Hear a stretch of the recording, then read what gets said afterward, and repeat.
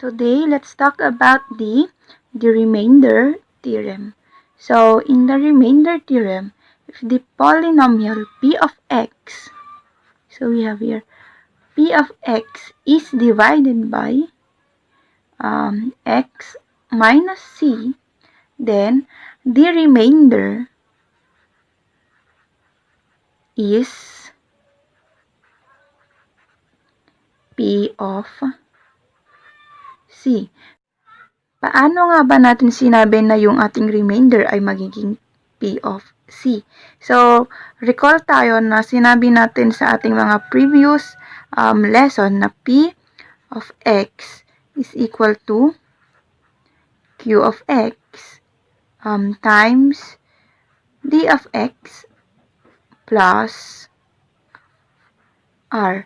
So, if the divisor d of x is a linear polynomial x minus c, then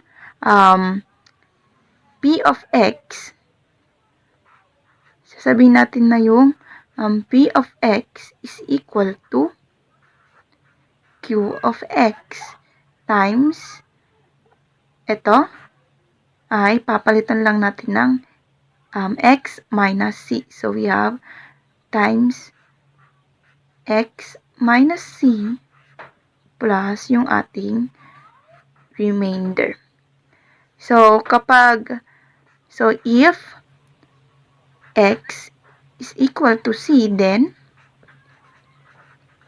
masasabi natin na yung ating, papalitan lang natin yung mga x natin ng c. So, we have p of c is equal to q of c, ita-times daw natin sa ating, yung x, pinalitan ulit ng c, minus, copy lang yung c, plus r. Okay, next. So, after that, sisimplify na natin. So, we have, kapag itong c minus c, cancel na lang yan. So, ang naiwan, we have q of c times, ito kasi magiging 0 plus r. Okay, so q of c times 0 will become simply 0 plus r. Kaya natin sinabi na yung ating p of c ay magiging r, or yung ating remainder ay magiging p of c.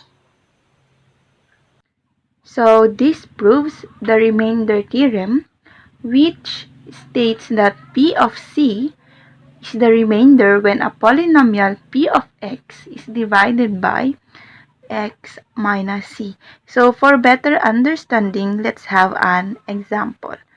So, meron tayo ditong example. So, it says here, find the remainder when p of x is equal to 5x cubed plus 2x minus 3 is divided by x plus 2. So, sa ating solution, find muna natin yung value of c from the divisor x minus c. So, yung ating divisor dito ay x plus 2. So, ito daw dapat ay magiging in the form of x minus c. So, paano yung gagawin natin dyan? Okay, so we have yung ating x plus 2 yung ating divisor. So, ang magiging c na natin dyan. So, kunin muna natin yung magiging factor ng x plus 2 para magiging in the form of x minus c siya. So, paano yon? So, we have x, gagawin lang natin minus yan. Then, ano yung gagawin natin dito? Ita-times natin sa negative para maging positive 2. So, we have negative 2. So, ibig sabihin, yung ating ci is equal to negative 2. So, after that, kapag nakuha na natin yung ating value of c, pwede na natin siyang i-substitute sa ating equation na 5 x cubed plus 2x minus 3 para makuha natin yung ating remainder. So, isulat ko lang ulit ito. So, we have p of x is equal to 5x cubed plus 2x minus 3. So, isa-substitute lang natin yung ating c doon sa ating given. So, sinabi kasi natin kanina na yung p of x or p of c is equal to doon sa ating remainder. So, ito ay magiging negative 2. So, i-substitute na lang natin siya. So, we have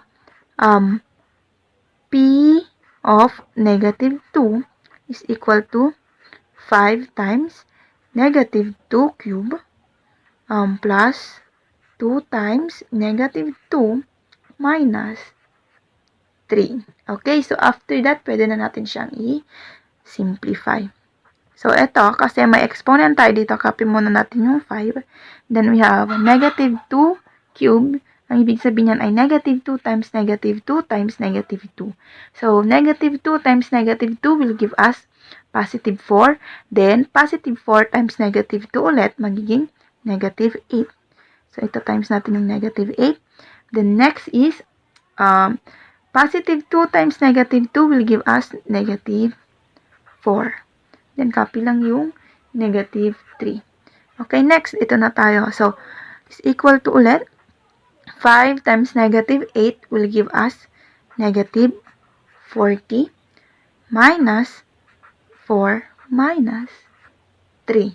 Okay, so ngayon, i-subtract na natin sila. So, we have p of negative 2 is equal to negative 40 minus 4. So, change the sign of the subtrahend, proceed to addition. Magiging negative 44 na siya. So, ito ay magiging negative 44. Then, ima-minus ulit natin sa negative 3. So, change the sign of the subtrahend ulit. Proceed to addition. So, magiging negative 47. So, we have negative 47. So, ito na ngayon yung ating remainder. So, therefore, the remainder when 5x cubed plus 2x minus 3 is divided by x plus 2. Ito, x plus 2. Ang ating remainder is negative 47. So, ganun lang siya kasimple. Let's have another example. So, it says here, what is the remainder when f of x is equal to 4x raised to 4 minus 1 is divided by x minus 1. Verify your answer using synthetic division. Okay, so dito gagamitin natin yung ating synthetic division na pinag-aralan natin in our previous lesson. Okay, so kunin muna natin yung ating divisor. So, yung ating divisor dito ay x minus 1. So, kapag ito, kinuha natin yung ating i-divide, yung x minus 1 will become c is equal to ito. I-equate lang natin sa 0, kaya magiging itong negative 1, i-transpose, magiging positive 1. So, after that, gagamitin na natin yung ating synthetic division. So, paano yung synthetic division? So, ito, be sure muna na kompleto yung ating given dito. So, kung papansin niyo meron tayong highest exponent na 4, pero wala tayong next na cube, square, then yung ating linear na coefficient. So, anong gagawin natin? So, ito ay magiging 4x raised to 4 plus 0x raised to 3 plus 0x raised to 2 plus 0x, then magiging minus 1, which is yung ating constant sa ating given. So, after na kompleto na natin yan, pwede na natin siyang isulat para makasolve na tayo using the synthetic division. So, yung 1 Ipupunta lang natin siya dito. Then next is kunin natin yung ating mga coefficient dun sa ating binuo kaninang equation na. So, yung ating first is magiging 4. Then, we have 0, which is the cubic. The quadratic is 0 also. Then, linear is 0. Then, we have the constant, which is negative 1. Then, naglalagay lang tayo ng line dyan. Then, after that, first step is to bring down the first number, which is the 4. Then, after that, 4 times 1 will give us 4. So, yon ilalagay natin yung sagot dito. Then, after that, i-add lang natin siya. So, 0 plus 4 will give us 4. The next, 4 times 1 ulit, magiging 4. Then, add ulit, magiging 4 also. The next is, 4 times 1 ulit, magiging 4. Then, add ulit, magiging 4. Then, 4 times 1 ulit, we have 4. Then, kapag in-add natin ito, magiging 3 na lang siya. Negative 1 plus 4 will give us positive 3. Ibig sabihin, yung nasa dulo natin dito or yung ating last na number, yun po yung ating magiging remainder or yung ating magiging f of x. Okay, so ganun lang siya kasimple. So, yung ating remainder when we divide 4x raised to 4 minus 1 by x minus 1 is, we have positive 3. So, ganun lang siya kadali. Now, let's have the last example. So, we have here, when x raised to 5 minus 3x raised to 4 minus 2x cubed plus 4x squared minus 2kx plus 3 is divided by x plus 1, the remainder is negative 7. What is k? Okay, so dito, binigay naman yung ating remainder. Ang tinatanong, ano daw yung ating k doon sa tabi ng ating negative 2. So, paano natin yan isosolve ngayon? Okay, so kunin muna natin yung ating divisor. So, we have yung divisor natin dito ay x plus 1. So, kukunin natin yung ating c para substitute natin doon sa ating given na ito. Okay, so ito ay magiging, kapag nilagay natin sa, we have x minus c, ito ay magiging x minus, so ano yung ita-times natin sa negative para maging positive 1. So, we have negative 1. Ibig sabihin, yung ating c ay negative 1. So, after that, pwede na natin siyang i-substitute doon sa ating given doon na we have p of x is equal to, we have x raised to 5 minus 3x raised to 4 minus 2x cubed plus 4x raised to 2 minus, we have 2kx plus 3. Okay. So, mahaba na siya. Okay. So, after that, isubstitute na lang natin yung ating c doon sa ating mga x. Okay. So, we have p of negative 1 is equal to, we have negative 1 raised to 5 minus 3 times negative 1 raised to 4 minus 2 times negative 1 cube plus 4 times negative 1 square. So, hindi na siya kasal. Dito na siya. Minus 2k. Then, yung ating x, which is negative 1, plus 3. Okay, so after that, simplify na natin siya. So, we have negative 1 raised to 5 will give us, since ito ay odd numbers, ibig sabihin, negative pa rin yung ating magiging sagot. So, negative 1. Next, we have negative 1 raised to 4 will give us positive 1 times negative 3 will give us negative 3. Next, we have, ito muna, negative 1 cube will give us negative 1 kasi nga odd yun. So, negative 1 times negative 2 will give us positive 2. Then next we have negative 1 square will give us positive 1 times 4 will give us positive 4. Then next we have negative 1 times negative 2k will give us positive 2k. Then just copy positive 3.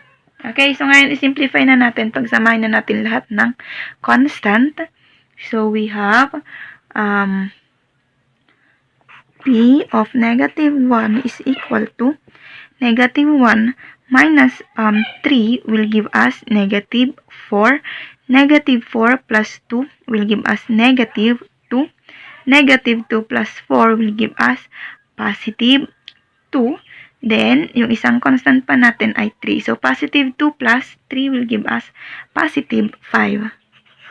Then, just copy lang natin yung 2k kasi hindi natin siya pwedeng i-add kasi meron siyang variable na k. Okay, so after that, since sinabi natin kanina na yung remainder natin dito ay negative 7, so masasabi natin na yung p of negative 1 dito ay pwede rin siyang maging negative 7. So, gagawin natin siyang negative 7. So, negative 7 is equal to 5 plus 2k. Okay, so simplify ulit natin siya. So, we have now, ito, ilagay lang natin doon. So, negative 7 transpose maging negative 5 is equal to 2k.